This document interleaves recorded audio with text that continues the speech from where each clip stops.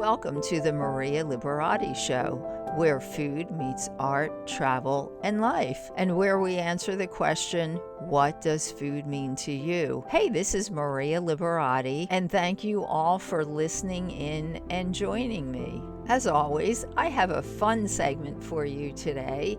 You know, we're celebrating National Banana Bread Day this week, and I'll be sharing a recipe for banana bread with a little bit of an Italian twist. I also have an interview with Andrew Cotto. He is an award-winning author, regular contributing writer for the New York Times, and he's going to share with us some info on his latest book release, Cucina Romano. And also I'll be sharing the foodie word of the week, and we're starting a new segment called Restaurant Stories. So Restaurant Stories will be a segment where we give a shout out to restaurants, actually restaurants all around the world, big and small. And if you have a restaurant, just like or share hashtag the Maria Liberati Show, and you could be featured as one of the restaurants of the week, and also you may be interviewed as one of our featured restaurants of the week. But we'll be giving a shout out and telling a little bit of stories from some of the restaurants that we're all missing being able to get to. So first, you know, this week we're celebrating National Banana Bread Day, and who doesn't like banana bread? And I wanted to share my recipe for banana bread. It's a special recipe. It's it's simple, but it has a little bit of an Italian twist to it because I add ricotta in the recipe. No butter, but I add ricotta. So the recipe is 2 eggs, 2 cups of sifted flour, a half a cup of sugar, 4 ripe bananas, a half a cup of ricotta, 1 teaspoon of baking powder, a teaspoon of vanilla, some lemon juice, freshly squeezed lemon juice, and that's going to be just to squeeze over the bananas once you mash them so they don't turn brown, and a pinch of cinnamon and a pinch of salt. So what you're going to do is first mash the bananas with a fork and squeeze the juice of a half of a lemon, squeeze that on top of the bananas because you're going to set aside and you don't want the bananas turning brown. But the choice of the bananas that you use for this is really fundamental for the success of this recipe. You can't choose bananas that are hard or too green because they won't be sweet and they'll be almost impossible to mash. And you can't choose bananas that are overly ripe. You need something that's really yellow, very, very yellow, definitely ripe, but not overly ripe that there's a lot of spots on them. Something that is definitely ripe just before it's going to turn too ripe. So you have to really take care in the bananas that you choose. That's a really important part of this recipe. So anyway, you've mashed your bananas, you squeeze the juice of a half of a lemon on top, set that aside. The next thing is you're going to put in a bowl the ricotta and the sugar, and you're going to cream those 2 ingredients together with a blender or a food processor or a mixer, electric mixer. Then once those ingredients are creamed together, you're going to add in the eggs one at a time, add in the vanilla, and then what you're going to do is sift in the flour, the baking powder, pinch of cinnamon, pinch of salt. You're going to sift all that together and add that in, fold that into the mixture a little bit at a time. Then once that's all blended together, you're going to then fold the bananas in. Once that's all folded in together, you're going to line 2 pound cake pans with parchment paper. Now you can also put butter and flour or oil on them if you'd like, but I like lining the pans with parchment paper. It's a lot easier because then you can just pull each of the breads right out of their pans by pulling up the paper, and they don't stick to the pans. You don't have to worry about putting in flour or butter or anything like that. You just line the pans with parchment paper. You're going to pour the dough. Now, I use 2 small little like square pound cake pans. You could use a large one or 2 small ones. You're going to bake these in a preheated oven of 350 degrees for about 1 hour. You can serve them also with some powdered sugar dusted on the top. Also, for a variation, if you like walnuts, you can also add walnuts into this batter. You could also add chocolate chips, which are really, really good. And you can serve the banana cake with a scoop of ice cream, which is really good.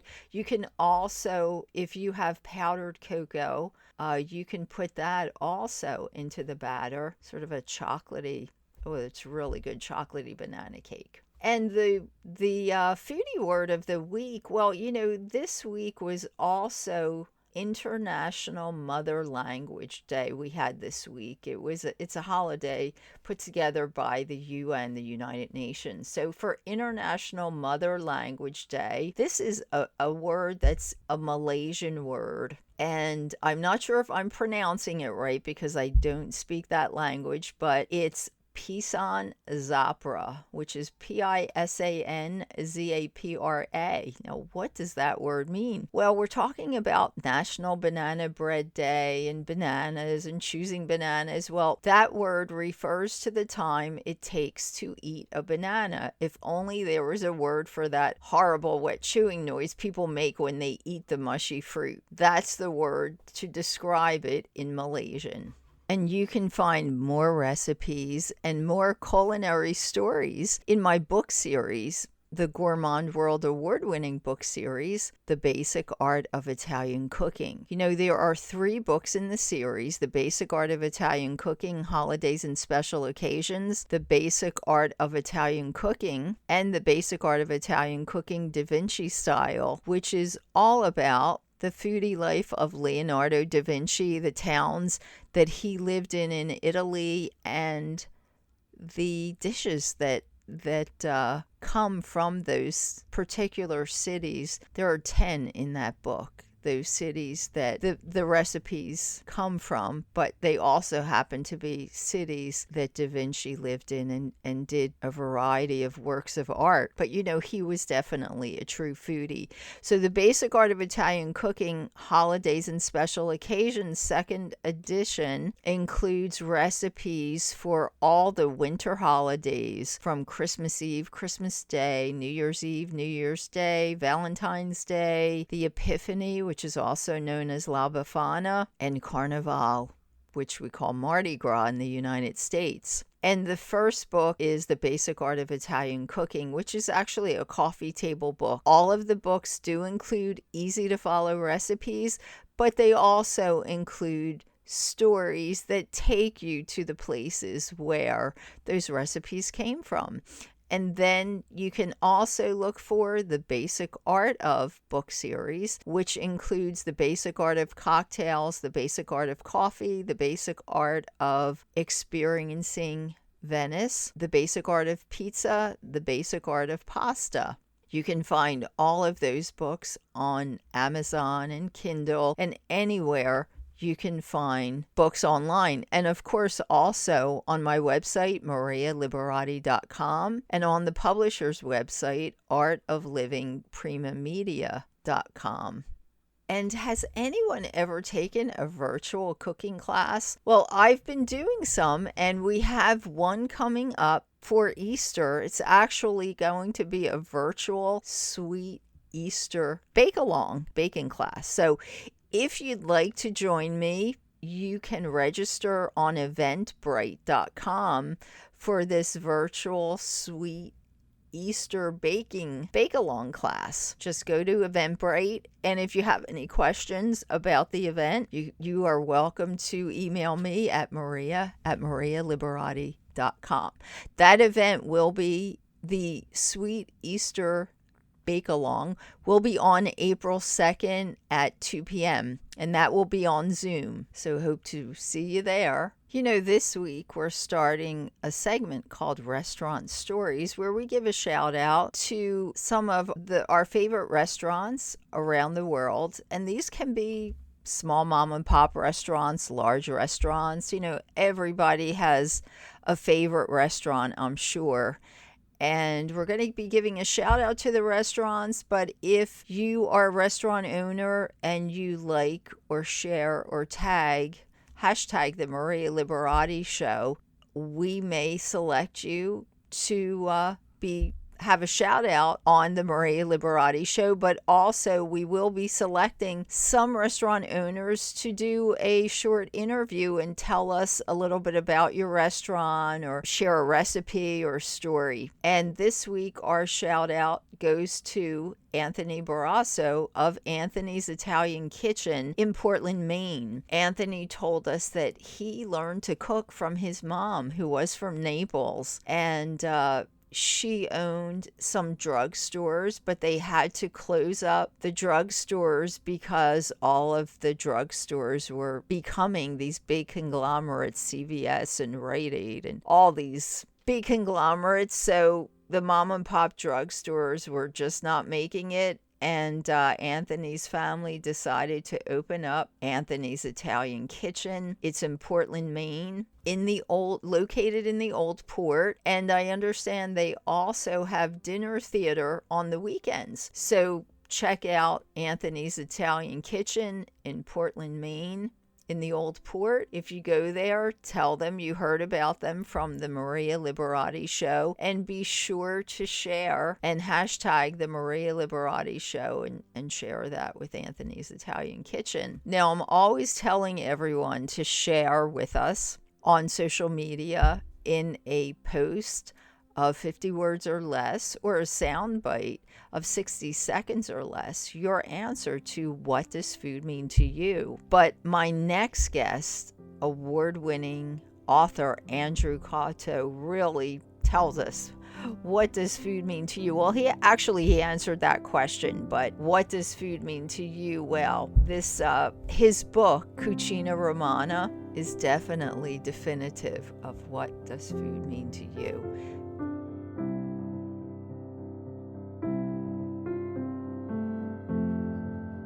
I am with Andrew Cotto. It's always great to have him. He's an award-winning author and contributor to the New York Times.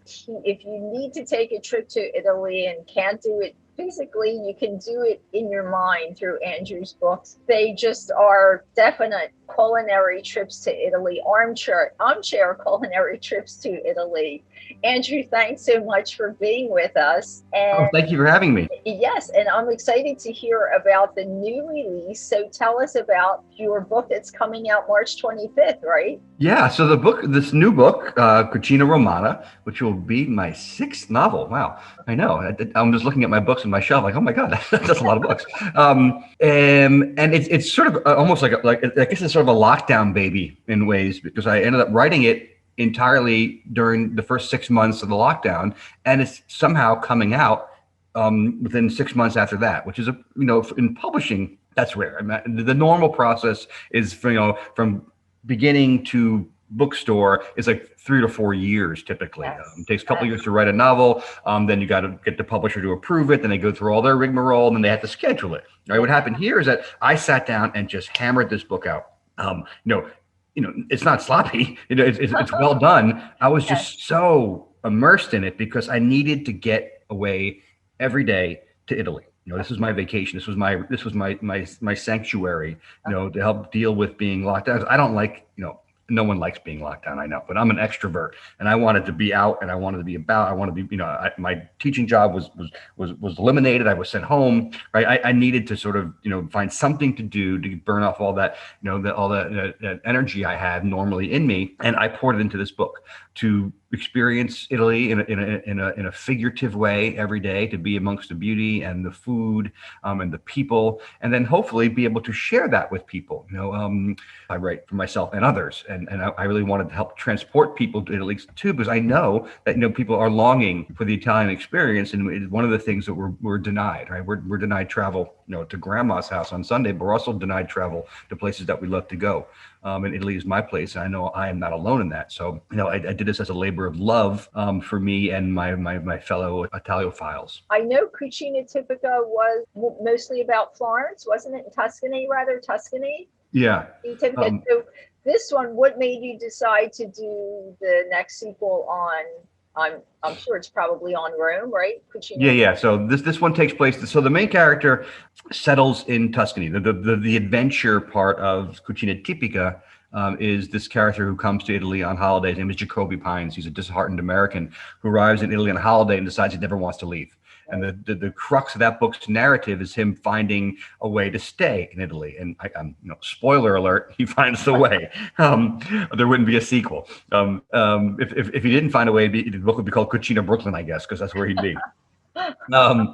So he finds a way to stay, and there's an aspect of ancestry to his quest, that that he and his fellow expat friend Bill discover while they're down in Rome they're taking care of some affairs, right? They're trying to get acclimated in Italy and find a way to take over this business they acquire, and so they're in Rome, I guess, quasi holiday, quasi business, because they can't get anything done on the phone, right, from Florence. Or they're calling all the classic Italian bureaucracy, log jam. And so they go down there in person to try and handle their affairs. And while they're down there, things happen that they didn't expect.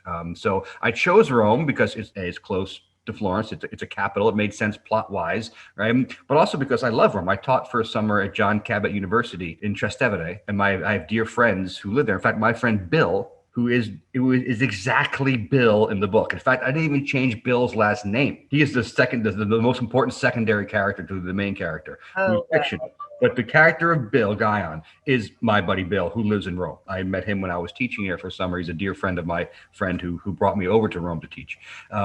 And so I brought them down there and sort of used my friend's experience, daily experiences in Rome, working at John Cabot University, hanging out in this expat community. So I used all that familiarity to inform this narrative. That's what I was going to ask you. I was going to ask you, did you write like a lot of this when you were in Italy, and then just kind of continue it, when you, say that, and then, because I don't know about you, but I know when I'm in Italy, it's just so inspiring. I could sit and just write, and everything is just so inspiring. It just inspires you.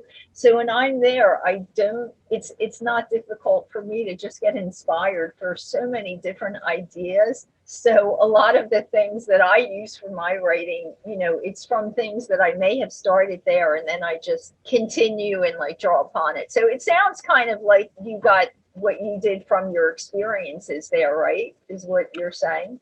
Yeah, I mean, I drew heavily upon those experiences. I've lived in Tuscany, right? So when the Cucina Tipica, and where the character Jacoby still lives, is this barn in the hills south of Florence, where I lived for a year in 2004.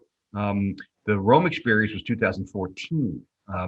So I wasn't writing these books then, but I was certainly, paying close attention to what's around me, and sort of just storing it all. So when I went to write it, right, I had all these memories and things that I wanted to share about the physical location that informed the story's narrative. And I'm a huge believer that that setting is like a character in a story. In fact, some people believe that setting is the most important character. So I used the backdrop to inform what happens to the characters, and that was certainly the case. So I wasn't writing them when I was there. I was just sort of, let's call it research, the best kind of research. Yes, definitely. Definitely. So tell us, I know your other book had some memorable food scenes that you had told us about. Is there any particular recipe that comes out in this book, or I probably mean, a lot? the books are just absurd in I'm a food writer as well, right? So like even so if food's important to my novels, even the ones that aren't set in Italy, there's always food as a major factor in it. But I also do a lot of nonfiction writing about food for the Times and for La Cucina Italiana and Rachel Ray's magazine. I'm always writing about foods. I believe in its importance to our quality of life, and to our mental health and our physical health and just our general well-being. So I spend a lot of time, and food's is the primary reason that this character is so in love with Italy. There's other things too, the physical beauty and the language and etc. Right? The way the pacing, but food is the driving force for this character because he loves to eat so much. Right? He's got this spectacular palate. He just food brings him so much pleasure. So every meal that he takes, that I describe in certain ways, and of course I do so through the lens of someone who's experimental and learning new things. So the cuisine of Tuscany is going to be informed by the staples of Tuscan cuisine, which Toscana, bistecca fiorentinas and ribolitas and all the different, and of course I'm pairing them with wines that are from the region. And when they're in Rome, they do the Rome thing, right? The first night there, Bill sits down Jacoby and takes him to a trattoria, and they have a tasting menu of pastas. And this is more than they would normally eat. They're not gavoners, but they have a cacio pepe, they have a gricia, I'm sorry, they have a cacio pepe, a carbonara, and a bucatini amatriciana. So they had the pasta introduction, but there's porchetta, there's all the staples of Roman cuisine find their way into different aspects of the novel, and they're all detailed pretty thoroughly because I want the reader to experience it. And I think they do. I mean, I don't want to brag, Maria, but I think if I have one skill as a writer, it's describing food. Yes. Oh, definitely. Definitely. Do you have something favorite you like to cook? Because I know you like to cook too. I've been cooking and eating my way through this entire, this is my entire life, basically, my entire adult life, at least. But more so, obviously, as of late. And I know that I spend a lot of time talking about food and posting pictures about food, etc. But I take it seriously. I mean, I think it's important to eat in moderation, to eat things that are healthy, to prepare your food as much as your own food as much as you can, and to procure those ingredients from quality producers and local people as much as possible. And all that being said, I mean, I'm really into a simple meal. I mean, last night my favorite meal is always my last one I had or the one I have coming up. Last night I made eggs in purgatorio. I braised down some kale in shallots and garlic, added a couple of cracked eggs, whole into it, put it in the oven, and roasted red peppers, and took it out, sprinkled it in cheese, I just say, put it back in, and it was spectacular. So that's that until my next meal. My next dinner is my favorite meal. And it's so simple. That's what's so beautiful about Italian food. It's simple, but it's simple, not a whole lot of ingredients, and it's just so delicious because it's real, right? It's just all real food, and just like you said, really good ingredients. So Andrew, what anything coming up? What's next for you? Another book, I bet. Yeah, so it's funny. I feel like it's raining novels for me, but I actually had a book scheduled to come out. It took me 3 years to write, to have 3 novels published. I'll have 3 more published in the last 6 months. It's just bizarre. Yeah, well, I had a book come out. Pandemic, right?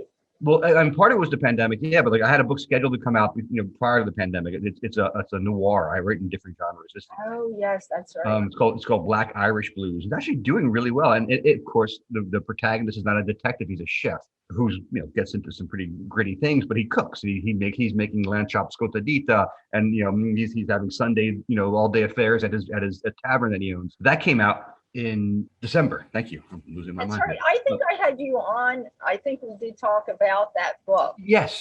I was at my dad's house for the holidays. We were talking about it. Yeah. Yes. So that came out. And it's doing really well and getting lots of good commentary about the food stuff, which I love. So I want to write another chapter in that saga. It'll be the 3rd installment. But I'm also working on a book now. The book that I was working on before the lockdown was one that was too heavy for me to work on during the lockdown, at least at first. It's about a friend of mine who passed away, and I was trying to write a memoir about our friendship, and I just couldn't. It was, I don't think I could have done it prior to the lockdown either. It was just so hard to go there. So I fictionalized it, and I made it a lot about food. I mean, the book's called Pasta Mike, and that's my friend is Mike, and that's I'm. It's hard, but I'm going to finish this before June, I guess, before we're all free to go outside and play again. Yes. And then I'm going to write another sequel to the Black Irish Blues, and I'm going to write another one of the Cucina series, and this one's going to go down to the Amalfi Coast. Oh wow! You'll see when you read Cucina Romana, the ending. I'm not big on like surprise endings, but the ending is really good. I think I was surprised myself, and it absolutely insists upon another book in the series. Right? I couldn't. If I ended it that way, people would be mad at me, and I'd be mad at me. So you can see where it ends. It lends itself to another one of the series, and I'm going to take the characters down to the Amalfi Coast. Oh, that's one of my favorite places. I did a PBS TV series that I did. We did a whole long segment, Amalfi, Ravello, and Positano. Oh my gosh, that was. I have a confession, Maria. I've never been there. Oh, you're kidding! No. Oh my gosh. Well, the thing was, my first episode, they had told me we were going to do it in some town outside of Rome, and that got canceled. And they called me up, and they're like, "Well, sorry to tell you, we're not going to." I forget what the town was. I'm like, "Are you kidding?" No, but we're going to Amalfi, Positano, and Ravello. This was for the first episode. I'm like, "Are you kidding me?" Oh my God, it was wonderful over there, and just filming in. It's just the lemons alone. You just go crazy over the lemons because they're the size of cantaloupes and they're just so fragrant.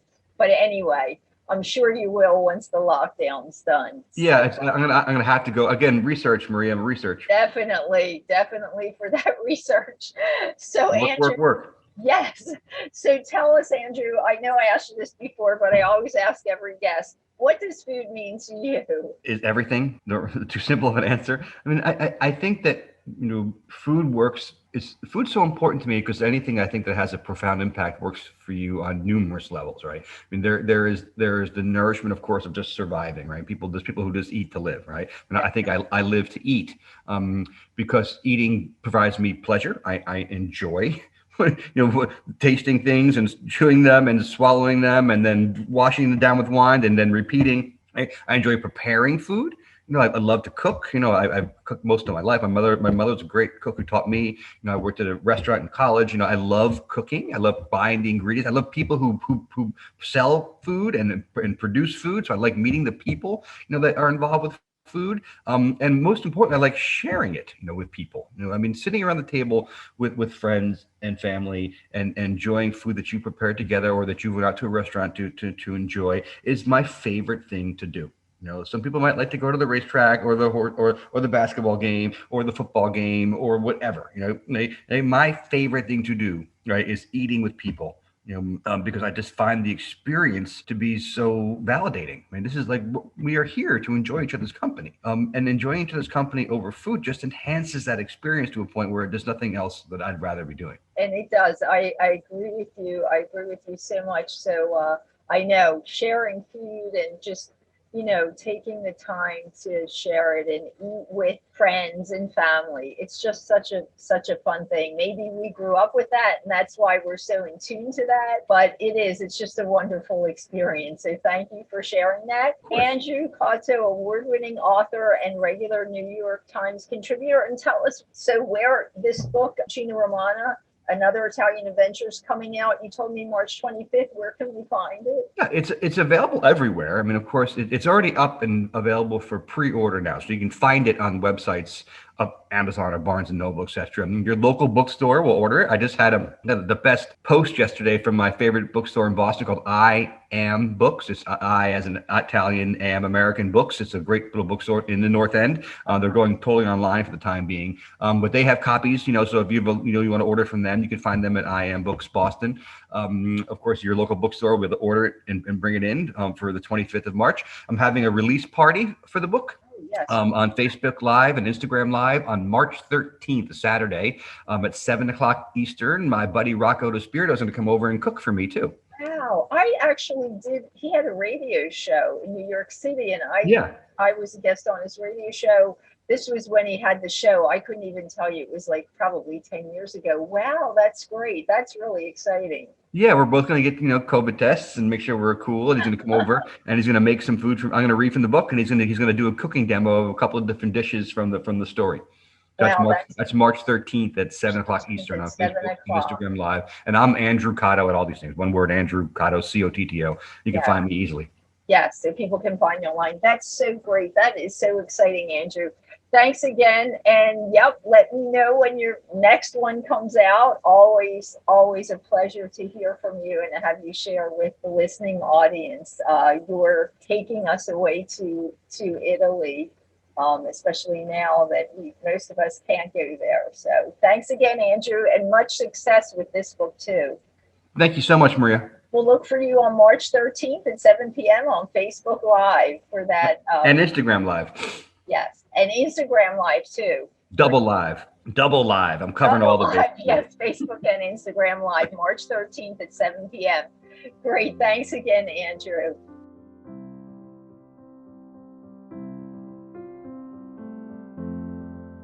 Hey, thanks for joining me and listening to the Maria Liberati Show and sharing this time with me. And I'd like to also thank my producer, Britton Roselle. Thanks to Andrew Cotto for sharing his new book with us. And don't forget, join me on April 2nd for a virtual Sweet Easter baking event on Zoom, and you can go to Eventbrite and get tickets for it. You can register right there. And also follow me on Twitter at Maria Liberati. That's with a capital M. On Facebook at Chef Maria Liberati. On Instagram at Maria Liberati. On LinkedIn at M Liberati. And if you want more recipes or culinary travel stories, be sure to check out my book series, the Gourmand World award-winning book series, The Basic Art of Italian Cooking, that includes The Basic Art of Italian Cooking, The Basic Art of Italian Cooking Holidays and Special Occasions 2nd edition, and The Basic Art of Italian Cooking Da Vinci Style, The Basic Art of book series that includes The Basic Art of Coffee, The Basic Art of Pizza, The Basic Art of Pasta, The Basic Art of Cocktails, The Basic Art of Experiencing Venice, and The Basic Art of Creating a Tuscan Wedding. You can find those books online at marialiberati.com, at artoflivingprimamedia.com, or anywhere books are sold online. And if you have a restaurant and like to be featured on the Maria Liberati Show, like us, tag the show, hashtag the Maria Liberati Show, and you may be featured on the show, or you may actually even get an interview on the show. And if you don't have a restaurant, but you'd like to share with us your favorite restaurant that you think should be featured, let us know. Like or share the show. You can also email me at maria@marialiberati.com. And if you make the banana bread, please share a picture, hashtag it the Maria Liberati Show, or hashtag Liberati Banana Bread, and you may win a copy of one of the books from my book series, The Basic Art of Italian Cooking. That's right. Share a picture of the banana bread that you made, hashtag it Liberati Banana Bread, and you may be selected to win a copy of one of the books from my The Basic Art of Italian Cooking book series. And don't forget, share with us, what does food mean to you on social media? Hashtag it the Maria Liberati Show. Until next time, peace, love, and pasta.